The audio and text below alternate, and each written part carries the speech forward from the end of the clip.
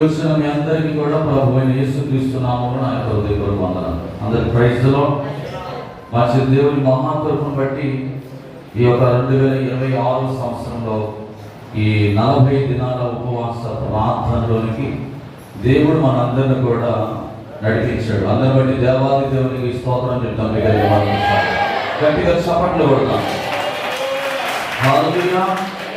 మంచిది ప్రియమైన వారు, కొన్ని నిమిషాలు ఈ యొక్క శ్రమకాలం అనగా లెంట్ డేస్ గురించి నేను ఈ భస్మ బుధవారం అసలు ఎందుకు వచ్చింది, ఎలా చేయాలి, ఎందుకు చేయాలి అనే విషయాల గురించి మీతో నేను వాక్య ఆధారంతో మీ ముందు పెట్టాలని ఆశపడతా ఉన్నాను. ఎంతమంది సిద్ధంగా ఉన్నారు వినడానికి? దేవునికి స్తోత్రం కలుగుగాక. ఈ శ్రమకాల దినాలను అందరూ కూడా ఏం చేస్తున్నారంటే ఆచరిస్తూ ఏం చేస్తారు? ఈ శ్రమ దినాలను ఆచరిస్తూ ఏం చేస్తారు? అదేనండి, పాటించడం అన్నా ఆచరించడం అన్నా ఒకటే. ఏం చేస్తారు చెప్పండి? ఎక్కువగా ప్రార్థనలు గడుపుతారు. ఇంకేం చేస్తారు? యేసుక్రీస్తు శ్రమలను ఏం చేస్తూ ఉంటారు? ధ్యానం చేస్తూ ఉంటారు. మూడవది ఏం చేస్తారంటే ఆధ్యాత్మికంగా పెరగడానికి, ఆధ్యాత్మికమైన రంగంలో ఎదగడానికి ఈ శ్రమకాలం ఎంతో ఉపయోగపడుతుంది. అవునా కాదా? అవునన్న వారంతా స్తోత్రం చెప్పండి. హల్లెలూయా. క్రీస్తునందు ప్రియమైన వారు కదా, ఈ యొక్క 40 రోజులు ఆధ్యాత్మికంగా మరింతగా బలపడడానికి కూడుకుంటున్నాం అనడంలో తప్పు లేదు. కానీ ఆధ్యాత్మికంగా బలపడుతున్నామనే భ్రమలో దేవుని వాక్యానికి విరుద్ధంగా మళ్ళీ చెప్తున్నాను, ఆధ్యాత్మికంగా బలపడుతున్నాము అనే భ్రమలో దేవుని వాక్యానికి విరుద్ధముగా పనులు చేయడం సరైనది కాదు. ఈ సందేశం యొక్క ఉద్దేశం అదేనండి. ఒక రోజంటే యేసుక్రీస్తు ప్రభువారు యెరూషలేము పట్టణానికి వెళ్తా ఉన్నాడు. యెరూషలేము పట్టణానికి వెళ్తున్నప్పుడు ఆయనకి ఆకలి వేస్తూ ఉంటారు. ఆకలి వేసినప్పుడు ఒక అంజూరపు చెట్టును చూస్తాడు. అంజూరపు చెట్టును చూస్తే అంజూరపు చెట్టు అంతా కూడా ఎలా ఉంది? ఆకులతో నింపబడి ఉంది. కానీ ఏమి లేవు దానికి? పండ్లు లేవండి. జాగ్రత్తగా వినండి. ఎక్కడెక్కడ చెప్తున్నాను వినండి. అది పోలి పండ్ల కాలమా? కాదు. పండ్లు కాసే కాలం కాదండి. కానీ దేవుడు ఏమి వెతుకుతున్నాడు? వాస్తవానికి ప్రియమైన వారు, మార్కు సువార్త 11వ అధ్యాయం మనం చదివితే 14లో ఒక మాట ఉంటుంది. అందుకు ఆయన ఇక మీదట ఎన్నటికి నీ పండ్లు ఎవరినూ తినకూడదు కాక, ఇది ఆయన శిష్యులు. దీని నుండి మనం ఒక ఆధ్యాత్మికమైన పాఠాన్ని మనం నేర్చుకోగలమండి. దేని నుంచి? ఈ అంజూరపు చెట్టు ఉపమానం నుండి మనము ఒక ఆధ్యాత్మికమైన పాఠాన్ని మనం నేర్చుకోవాలి. ఏంటి పాఠం? ఏంటి ఆధ్యాత్మికమైన పాఠం? చెప్పండి. ఏంటి ఆధ్యాత్మికమైన పాఠం? చాలా మంది విశ్వాసులు ఏం చేస్తున్నారంటే కేవలం కొద్ది కాలమే, అంటే క్రీస్తునందు ఫలిస్తున్నాము అనుకొని కొద్ది కాలం మాత్రమే చేస్తారు. దేవుని యందు భయభక్తులు కలిగి ఉంటారు. మిగతా రోజులు ఏం చేస్తున్నారు? సాతాను భక్తులాగా మారిపోతారు. అవునా కదా? చెప్పండి. ఇప్పుడు ఈ 40 రోజులు మాత్రం ఏం చేస్తారు? చాలా మంది ఉపవాసం నుండి ప్రతిరోజు చర్చకు వస్తారు, ప్రతిరోజు వాక్యం చదువుతారు, ప్రతిరోజు వాక్యాన్ని వింటారు. 40 రోజులు అయిపోయిన తర్వాత అది మామూలే. నేను ఆల్రెడీ క్రిస్మస్ అప్పుడే చెప్పాను. యేసు ప్రభు వారిని డిసెంబర్ 25వ తారీఖు మనమే పుట్టిస్తాము. ఇదిగో ఈ 40 రోజుల్లో మనమే యేసు ప్రభుని ఏం చేస్తాం? సిలువేసేస్తాం. మళ్ళీ మనం ఏం చేస్తాం అంటే ఈస్టర్ రోజు యేసుని లేపేస్తాం. ఇవన్నీ ఏంటివి? ఆచార సంబంధమైన భక్తి. అసలు లెంట్ డేస్ అనేవి పాటించమని బైబిల్ చెప్తుందా? బైబిల్లో ఉందా? ఉందా? ఎంతమంది ఉందంటారు? దేనికి స్పందించట్లేదు? మీరు ఇక్కడే ఉన్నారా? ఉందా లేదా? ఉందన్నవాడు ఎంతమంది? లెంట్ డేస్ పాటించమని బైబిల్లో ఉందన్నవాడు ఎంతమంది? లేదని ఎంతమంది? మీరు దేనికి స్పందించట్లేదు. ఉంది అనడానికి నువ్వు అంటలేదు, లేదు అనడానికి నువ్వు అంటలేదు, అన్నిటికీ మౌనంగా చూస్తారు. దేవుడు మమ్మల్ని దీవించిన గాక. జాగ్రత్తగా నా మాట వినాలి. కొంతమంది అంటున్నారు ఏమనంటే ఈ లెంట్ డేస్ లో మాత్రమే ప్రార్థన చేయాలి, బైబిల్ చదవాలి, ప్రతిదినం ఆదివారం ఇంటికి రావాలి అనుకుంటున్నారు కొంతమంది. మరి కొంతమంది అన్నారు ఈ లెంట్ డేస్ లో మాత్రమే తాగకూడదు, సిగరెట్ కాల్చకూడదు, సినిమాలు చూడకూడదు, సీరియల్స్ చూడకూడదు, బూతులు మాట్లాడకూడదు, పార్టీలు చేసుకోకూడదు, మాంసం చేపలు చికెను తినకూడదు. బైబిల్ చెప్పిందా? మాంసం తినకూడదు, చేప తినద్దు, చికెన్ తినద్దు అని చెప్పిందా? చెప్పలేదు. చెప్తే నాకు చూపించండి వాక్యం. ఓకేనా? నెక్స్ట్, ఇలా చాలా మంది ఏం చేస్తున్నాడు, తెలుగు వస్త్రాలే నాలుగా తెరచొట్లే వేసుకొని తెరచరే పెట్టుకోవాలి. ఇలాంటివి ఎన్నో చాలా మంది గొప్ప గొప్ప తీర్మానాలు తీసుకొని ఏం చేస్తున్నారంటే కేవలం ఈ లెంట్ డేస్ ఆచార సంబంధమైన భక్తులు చేస్తున్నారు. అయిపోయిన తర్వాత ఇష్టానుసారంగా ఎవరికి వారు వారి జీవితాలను జీవిస్తారు. అందుకని అంచులో చెట్టు ఏ విధంగా ఎండిపోయిందో అదే విధంగా ఆచార సంబంధమైన భక్తి ఈ 40 రోజులు నువ్వు చేస్తే నువ్వు చనిపోయిన తర్వాత ఎక్కడ పోతావు తెలుసా?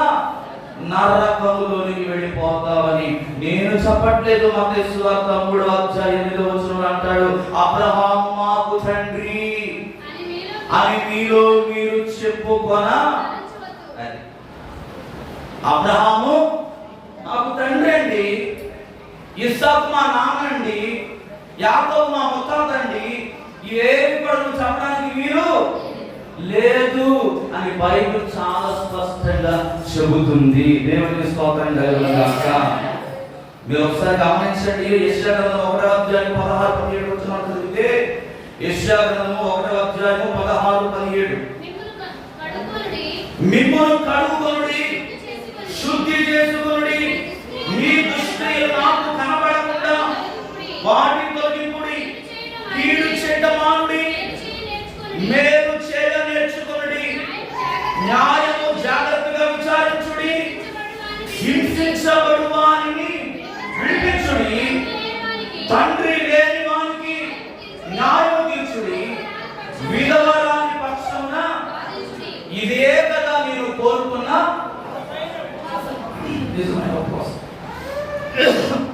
హల్లెలూయా. ఏ ఉపవాసం అండి? ఇదే భక్తుడైన యెషయా గారు చెబుతున్న ఉపవాసం నిజమైన ఉపవాసం. అంతేగాని దేవుని యందు భయభక్తులు లేకుండా నువ్వు ఎంత పరిశుద్ధంగా ఉన్నప్పటికీ కూడా అది నిజమైన పరిశుద్ధత ఎంత మాత్రం కూడా. సంవత్సరం అంతా పరిశుద్ధంగా ఉండి 40 రోజులు మాత్రమే పరిశుద్ధంగా ఉండి తర్వాత నీ ఇష్టం వచ్చినట్టు ఇష్టానుసారంగా బూతులు మాట్లాడుతూ అన్యాయముగా ప్రవర్తిస్తూ వ్యర్థమైన మాటలు మాట్లాడుతూ లేనిపోని నిందలు చేస్తూ వాళ్ళని వీడని వాళ్ళ హృదయాలను గాయపరుస్తూ కృంగదీస్తూ నీ ఇష్టం వచ్చినట్టు నువ్వు జీవిస్తే అది ఉపవాసం అనబడుతుందా? అనబడదు. అది నిజమైన ఉపవాసం కాదు. దేవునికి అవసరము లేదు. దేవునికి అవసరం లేదు. అలాంటి ఉపవాసం చేసినా ఒకటే చేయకపోయినా. ఇంకా చెప్తా, 1 దశలోనిక 4:4-5 కూడా చూస్తే 1 దశలోనిక 4:4-5 మీలో ప్రతివాడును దేవుని ఎరుగని అన్యజనుల వలె కామాభిలాషయందు కాక పరిశుద్ధత యందును ఘనత యందును తన ఘటము ఎట్టు కాపాడుకొనుచున్నో అది ఎరిగి ఉంటే దేవునికి స్తోత్రం కలుగును గాక. ఏమంటున్నాడండి? మీలో ప్రతివాడు దేవుని ఎరుగని అన్యజనుల వలె కాక కామాభిలాషయందు కాక పరిశుద్ధత యందును ఘనత యందును తన ఘటము ఎట్లు కాపాడుకున్నవలెనో అది ఎరిగి ఉంటే దేవుని చిత్తం అంట. అందుకోసం మనము ఈ 40 రోజుల ఉపవాస ప్రార్థన అనేది చేయాలి. ఇంకా ఎప్పుడు 12వ అధ్యాయం 12వ వచనం హెబ్రీ పత్రిక 12వ అధ్యాయము 12వ వచనము 14వ వచనం చదవడం. 12:14 అందరితో సమాధానము పరిశుద్ధతయు కలిగినకు ప్రయత్నించుడి. పరిశుద్ధత లేకుండా ఈ ఉపవాస ప్రార్థన దేవుడు నీ కోసం ఎందుకు ఏర్పాటు చేశాడంటే అందరితో సమాధాన పడాలి. పడుతున్నావా? సమాధాన పడుతున్నారా? లేదు. మరి ఎందుకు ఈ ఉపవాస ప్రార్థన అంటే ఏంటంటే ఎవరో చెప్పారు, వాళ్ళు చేశారు కాబట్టి మేము చేస్తాం. మా తాత చెప్పాడు, మా ముత్తాత చెప్పాడు, ఫలానా ఊరెళ్ళినప్పుడు అక్కడ చూశాను అని చెప్పి చాలా మంది ఏం చేస్తున్నారు, ఆచార సంబంధమైనది వాళ్ళ ఇష్టాన్ని నెరవేర్చుకోవడానికి పరిశుద్ధత లేకపోయినా, సమాధానం లేకపోయినా, నీతి లేకపోయినా, యథార్థత లేకపోయినా, భక్తి లేకపోయినా విశ్వాసుల మీద ఏం చేస్తారంటే తీసుకొచ్చి రుద్దుతూ ఉన్నారు. ఇప్పుడు నువ్వు నరకానికి పోవడం కాకుండా అందరిని ఏం చేస్తున్నావు? ఇదంతా ఏంటిది? దుర్బోధ. ఏం బాగుంది? దుర్బోధ. నా ప్రియమైన దేవుని బిడ్డలారా, ఒక సేవకుడిగా చేతులు జోడించి మీరు చెప్తున్నాను, ఎవరో చెప్పారని మీరు చేయమాకండి. లెక్క తప్పకుండా దేవుని దగ్గర నీ ఆత్మీయ జీవితానికి నువ్వే ఏం చేయాలి? నిలబడాలి దేవుని దగ్గర. తీర్పు దినమందు నీకు నీవే లెక్క చెప్పుకోవాలి. నీ ఆత్మీయ జీవితం నువ్వే కట్టుకోవాలి.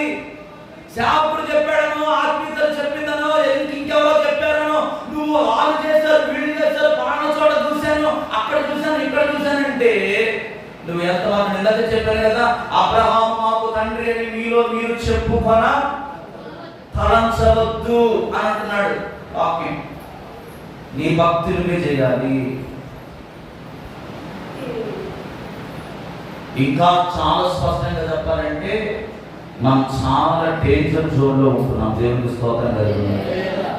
అంతేగాని ఒక కాలంలో మాత్రమే మేము పరిశుద్ధంగా ఉంటాము అని చెప్పి తీర్మానం తీసేసుకొని ఈ 40 రోజులు పరిశుద్ధంగా ఉండి బాగా ప్రార్థన చేసి చుట్టుపక్కల వాళ్ళందరూ కూడా అమ్మో వీళ్ళంత ప్రార్థన పనులు, ఎంత భక్తి పనులు, అమ్మో నిజంగా ఇంత భక్తి ఎవరు కూడా చేయరు అని నువ్వు చెప్పించుకోవడానికి, ప్రజలను చూడడానికి, అనుకోవడానికి చేసే ప్రార్థన భక్తి, అది భక్తి కానే కాదు. ఇంకొక మాట చెప్తా.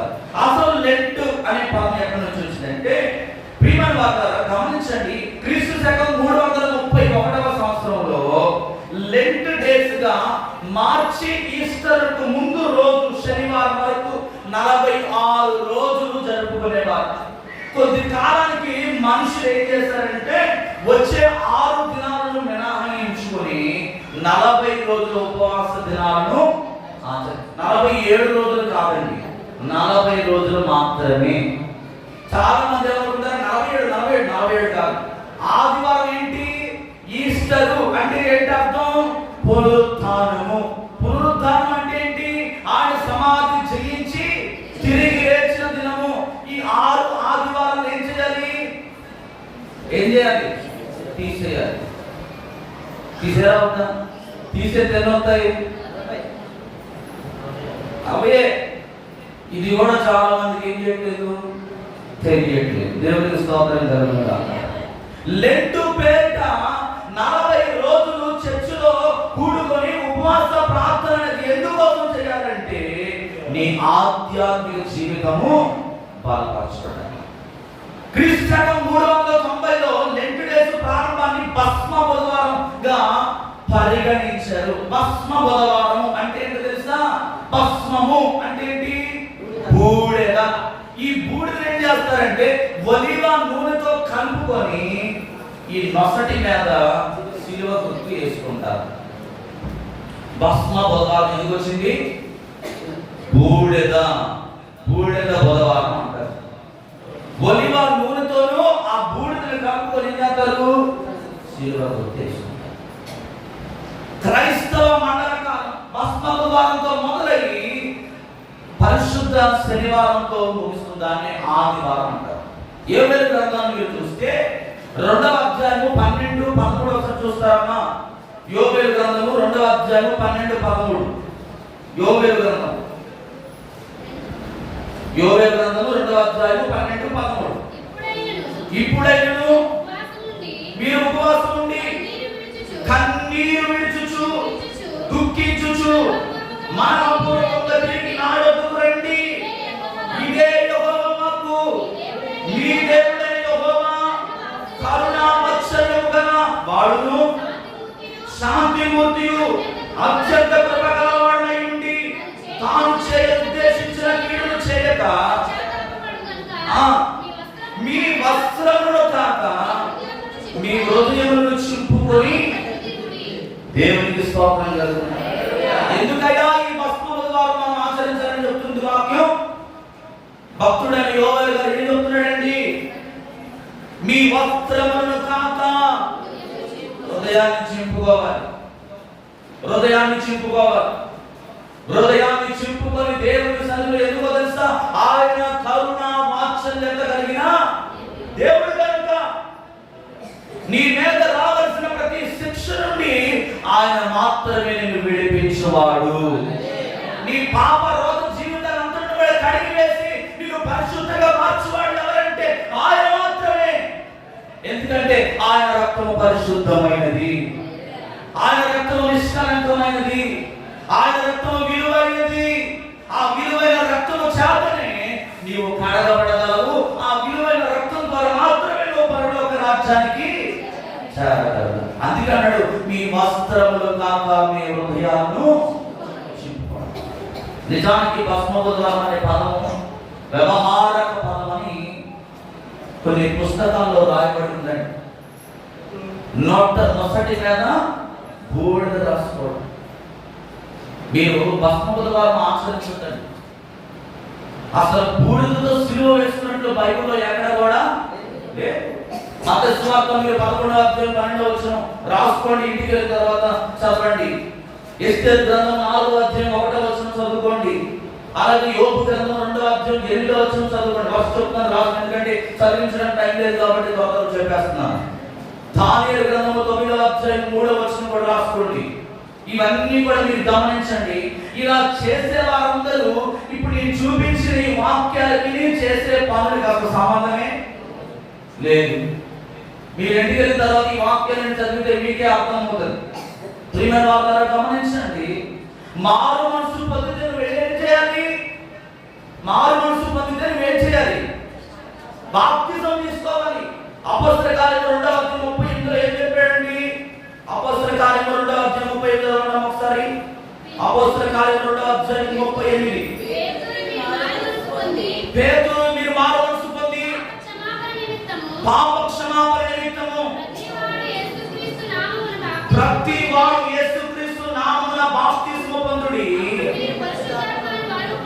దేవునికి స్తోత్రం కలుగును గాక. ఏమని చెప్తున్నాడండి?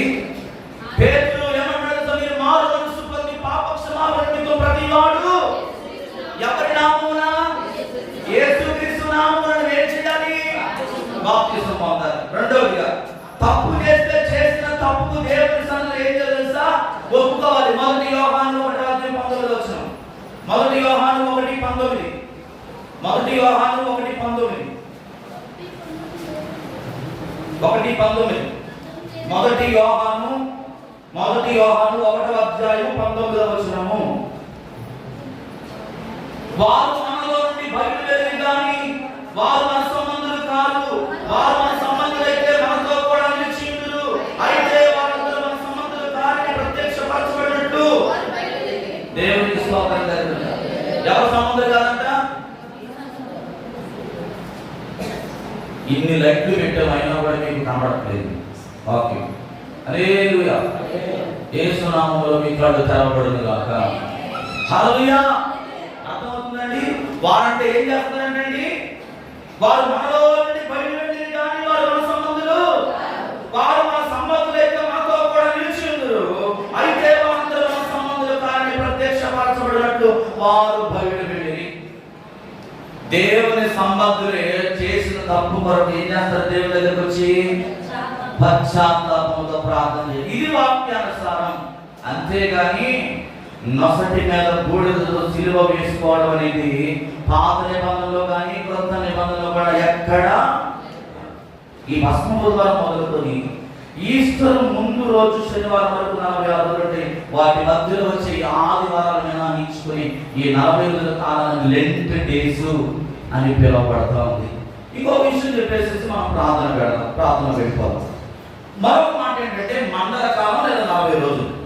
పరిశుద్ధ గ్రంథంలో అనేక సందర్భాల్లో సిద్ధపాటు కాలంగా ఈ 40 దినాలు కేటాయించడం జరిగింది. ఏంటండి? పరిశుద్ధ గ్రంథంలో అనేక సందర్భాల్లో సిద్ధపాటుకు ఈ 40 దినాలు కేటాయించడం. వీటిలో కొన్ని ప్రాముఖ్యమైనవి ఏంటంటే ప్రత్యక్షపు గుడారాల నిర్మాణం విషయంలో మోషే దేవుడితో ఆ కొండ మీద నిలిచి ఉన్నప్పుడు అతనితో ఎన్ని దినాలు మాట్లాడాడు? ఎన్ని దినాలు ఉన్నాడు అక్కడ? నిర్గమకాండం 24:18 అక్కడ చూస్తే మీకు కనపడతారు. నిర్గమకాండము. అప్పుడు మోషే ఆ మేఘంలో ప్రవేశించి కొండ మీదకి ఎక్కాను. మోషే ఆ కొండ మీద రేయింబగళ్ళు 40 దినములు ఉండెను. రెండవదిగా ద్వితీయోపదేశ కాండము 9వ అధ్యాయము 9-10. ద్వితీయోపదేశ కాండము 9వ అధ్యాయము 9వ వచనం 10వ వచనం. ఆ రాతి పలకలు అనగా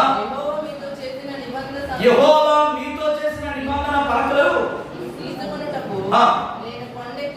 నేను కొండెక్కినప్పుడు అన్నపానములు మాని ఆ కొండ మీద 40 పగళ్ళు దేవునికి స్తోత్రం జరుగుతుంది. రెండే రెండు సందర్భాలు. అదేంటి? ప్రత్యక్షపు గుడారం నిర్మాణ విషయంలో దేవుడు మోషే ఆ కొండ మీదకి వెళ్ళి 40 పగళ్ళు 40 రాత్రులు ఏం చేస్తున్నాడు? దేవుడితో మాట్లాడతాడు. రెండవదిగా ప్రజలందరినీ నడిపించడానికి వారికి కావలసిన 10 ఆజ్ఞల పగలను పొందుకోవడానికి 40 పగళ్ళు 40 రాత్రులు అక్కడ ఉన్నాడు. మూడవ ఉదాహరణ ఏంటంటే ఏలియా గారితో దేవుడు ప్రత్యక్షంగా పొందుకోవడానికి ఏలియా ఏం చేశాడు తెలుసా? 40 దినాలు ప్రయాణం చేశాడు. మొదటి రాజుల గ్రంథము 19వ అధ్యాయము 8 నుండి 12 వచనాలు మీరు ఇంటికి వెళ్ళిన తర్వాత చదువుకోండి. ఏలియా గారు ఏం చేశాడండి? దేవుని ప్రత్యక్షతను పొందుకోవడానికి 40 దినాలు ప్రయాణం చేసి వెళ్ళాడంట.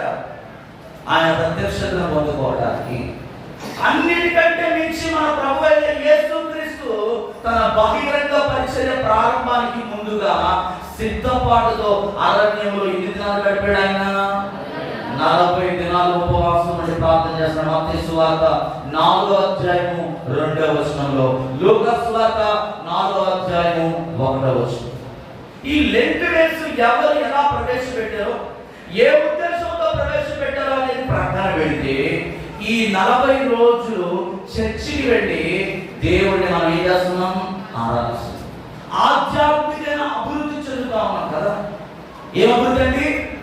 ఆధ్యాత్మికమైన అభివృద్ధి. ఆ అభివృద్ధి ఎలా ఉండాలంటే ఎఫెసీ పత్రిక 10వ అధ్యాయం 24-25 అంటాడు, సమాజంలో ఏం చేయాలి?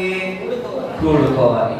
అంటే ఈ 40 రోజులు మాత్రమే కాదండి, మిగతా రోజుల్లో కూడా జరిగే సంఘ కార్యక్రమాల్లో, అంటే శుక్రవారం ప్రార్థనకి, ఆదివారం ఆరాధనకి, నెల చివరిలో జరిగే ఆన్లైన్ ప్రేయర్కి, అలాగే మీ కుటుంబంతో కలిసి కుటుంబ ప్రార్థనలు కూడా మీరేం చేయాలి? పాల్గొవాలి. రెండవ ఉదాహరణ ఏంటంటే వాక్యం చదవడం, ప్రార్థన చేయడం. ఈ 40 రోజులు మాత్రమే కాదు కానీ మిగతా రోజులు కూడా మనం పాటించాలి. దానికి ఉదాహరణ ఏంటంటే 1వ కీర్తన 1వ వచనం ఏముంది? దుష్టుల ఆలోచన చొప్పున నడవక, పాపుల మార్గం నిలవక, అపహాస్యులు కూర్చున్న చోట కూర్చుండక. ఎక్కడ కూర్చోవాలని చెప్తున్నాడు? యెహోవా ధర్మశాస్త్రమందు ఆనందించుచు దివారాత్రులు దాన్ని ధ్యానించువాడు అతడు నీటి కాలువల ద్వారా నాటబడిన వాడై ఆకువాడగా తన కాలమందు ఫలమిచ్చు చెట్టు వలె అతడు చేయదంతయు అది. ఈ 40 రోజులు మాత్రమే కాదు, ప్రతి రోజు కూడా నువ్వేం చేయాలి? దేవుని వాక్యాన్ని ధ్యానం చేయాలి. మొదటి దశలోని రాసిన పత్రిక 5వ అధ్యాయము 15 నుంచి 18 వరకు ఇంటికి తర్వాత చదువుకోండి. మూడవదిగా ఉపవాస ప్రార్థన రహస్యంగా చేయాలి. మత్తయి సువార్త 6వ అధ్యాయంలో 5వ వచనం 16వ వచనం ఏం తెలుసా? మరియు మీరు ప్రార్థన చేయుడు వేషధారుల వలె మనుషులకు కనబడవలెనని సమాజ మందిరములలో వీధి మూలలో అదన్నా ఏం చేయకూడదన్నాడు?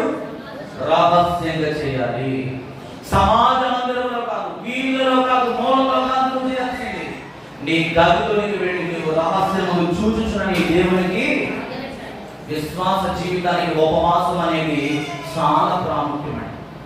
ప్రభువే ఈ విషయాన్ని పండగల ప్రసంగంలో స్వయంగా బోధించాడు. మత్తయి సువార్త 6:16 మీరు ఇంటికి 16 నుంచి 18 వరకు చదువుకోండి. మార్కు సువార్త 9:29 కూడా ఉంటుంది.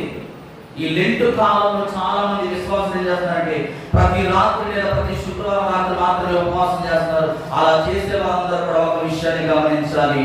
ఏంటో తెలుసా? ముఖ్యంగా ఎవరు చేయకూడదు తెలుసా? వ్యాధిగ్రస్తులైన వారు ఉపవాసము చేయకూడదు. ఇంకొకటి ఎవరు చేయకూడదు తెలుసా? షుగర్ బీపీ ఉన్న వారు ఉపవాసము చేయకూడదు. చిన్న పిల్లలు ఉపవాసము చేయకూడదు. విశ్వాసులైనప్పటికీ ఆరోగ్యపరమైన నియమ నిబంధనలు. నిజానికి ఉపవాసం అనే పదము భోజనము మాయని వేయడం కన్నా దేవుడితో సమీపముగా జీవించడం అనే భావాన్ని మరొక 5 నిమిషాలు నేను ముగించేస్తానండి. ఉపవాస ప్రార్థన గురించి మీరు యెషయా 55వ అధ్యాయం మొత్తం కూడా చదవండి. ఉపవాసం ఏ విధంగా చేయకూడదో 55వ అధ్యాయం 3 నుంచి 5 వచనాల్లో చెప్పబడ్డది. ఏ విధంగా చేయాలో 6వ వచనం నుంచి 14వ వచనంలో ఎవరైనా దీర్ఘకాల ఉపవాసం అత్యంత అరుదైన సందర్భాల్లో భక్తులు చేశారండి. కానీ దాదాపు ఒక్కసారి మాత్రమే జీవిత కాలానికి ఒక్కసారి భక్తులు ఉపవాసం చేశారు. ఉపవాస ప్రాంతంలో ఉన్నప్పుడు ఏం చేయకూడదు తెలుసా? వ్యాపారాలు చేయకూడదు, ఆఫీస్కి వెళ్ళకూడదు. నువ్వు కాలేజీకి పోయి ఆఫీస్కి పోయి నేను ఉపవాస ప్రార్థన చేస్తున్నాను, నేను ఉపవాసం ఉన్నానని చెప్పి డబ్బు కొట్టుకోకూడదు.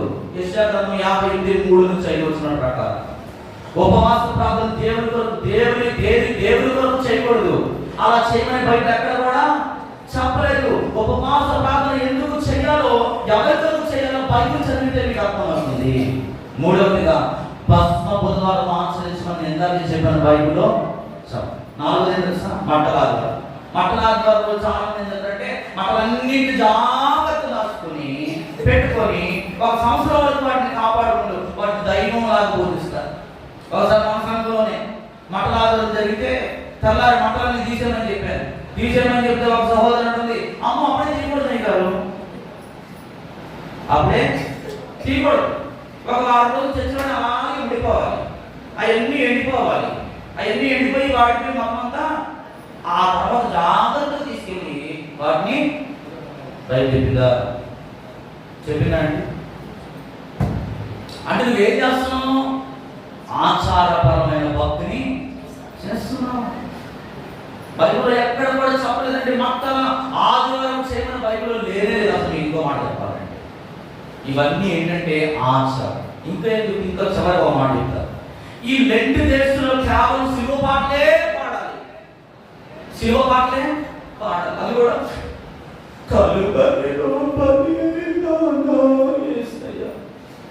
ఈ పాటలు పాడమని బైబిల్లో ఎక్కడ కూడా రాయపడలేదు. నేను దగ్గర చెప్పాను కదా, మాంసం తినకూడదు. ఇంకో మాట, ఈ లెంట్ దేశంలో భార్య భర్తలు కలవకూడదు అని కూడా బైబిల్లో ఉందా? లేదు. ఉంటే రిఫరెన్స్ చూపించినారు. అర్థమవుతుందా? ఇంకో విషయం చెప్తాను. మేడలో సిలువ వేసుకున్నాను చెప్పలేదు. సిలువ దినాలు ఎందుకో తెలుసా? దేవుడితో సహవాసం చేయడానికి. దయచేసి ఈ 2026 సంవత్సరం ఇప్పటికైనా మీ ఆచారపరమైన భక్తిని విడిచిపెట్టి ఈ 40 దినాలు దేవుడితో సహవాసం చేయి. నీ పాప రోగన జీవితాన్ని విడిచిపెట్టి పరిశుద్ధంగా దేవుని వాక్యానుసారంగా నిన్ను నీవు కట్టుకో. అదే ఆ భక్తి. అంతేగాని ఎవరో చెప్పారని చెప్పేసి లేనిపోయినది తెచ్చుకున్న అనవసరమైన దేవునికి ఆయాసాన్ని కలిగించే విధంగా ఆ అంజూరపు చెట్టు ఏ విధంగా అయితే శపించబడి ఎండిపోయి అది చచ్చిపోయిందో, రేపన్నాడు ఇదే ఆచార భక్తులను కొనసాగితే నీవు కూడా ఏదో రోజు మరణించక తప్పదు. ఆ మరణము నీకు నరకాన్ని తీసుకొచ్చేటట్టుగా ఉండకూడదు, కానీ నీ మరణం ద్వారా నీవు నిత్య జీవంలోనికి వెళ్ళాలి. అందుకే దేవుని లోకానికి వచ్చాడండి. అందుకే ఆయన శిలువ వేయబడ్డాడు.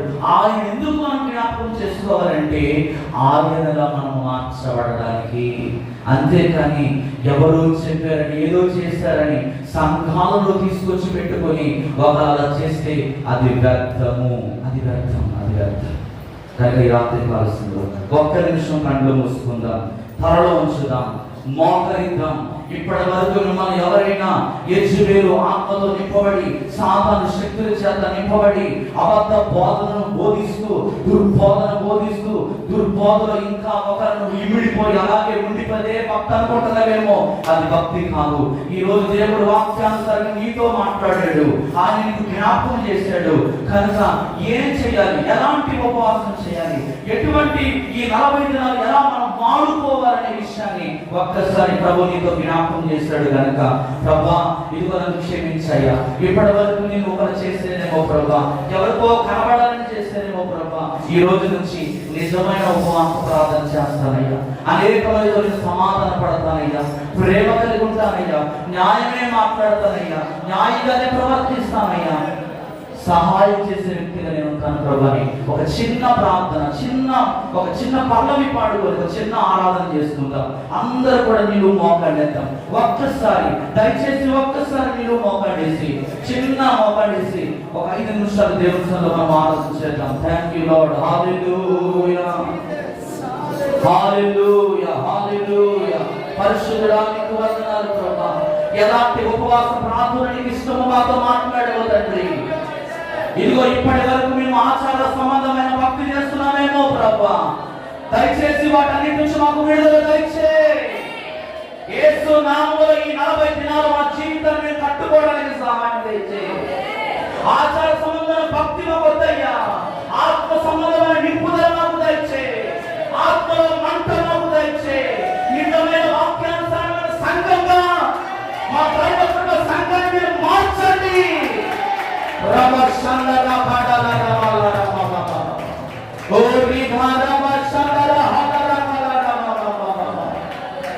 ప్రేమించేదా యేసు రాజా, నిన్నే ప్రేమించేదా, ప్రేమించేదా యేసు రాజా, నిన్నే ప్రేమించేదా, ప్రేమించేదా, ప్రేమించేదా,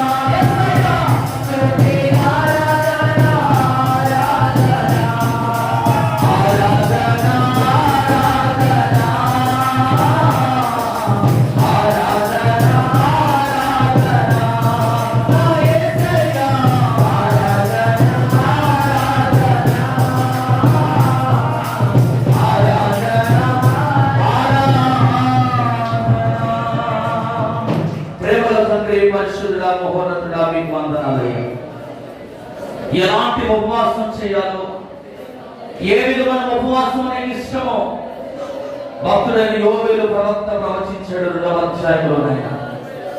యెషయా గ్రంథం 51వ అధ్యాయం 3 నుండి 5 వచనాలు.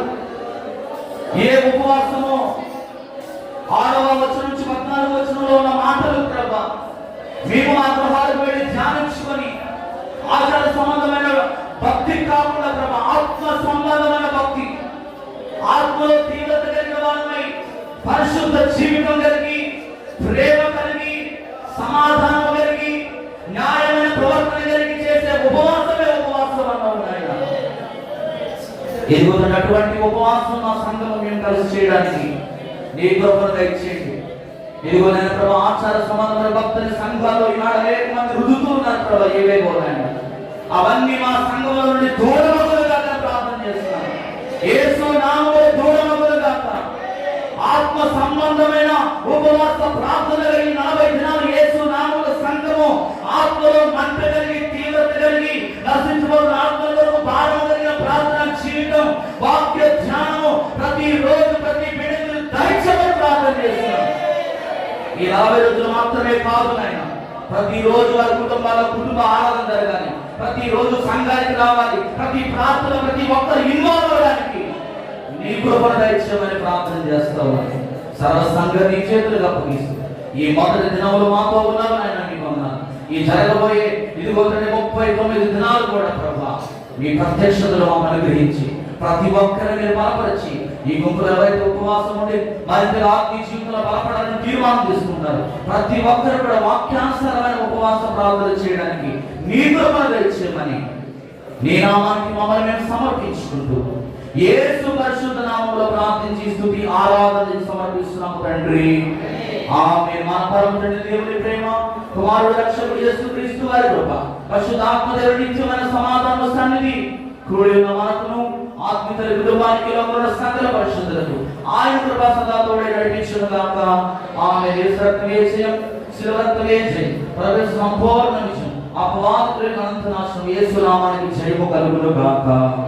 ఆమేన్. అందరికీ వందనాలు, అందరికీ ప్రైజ్ లార్డ్. యథావిధిగా 6 నుంచి 7 వరకు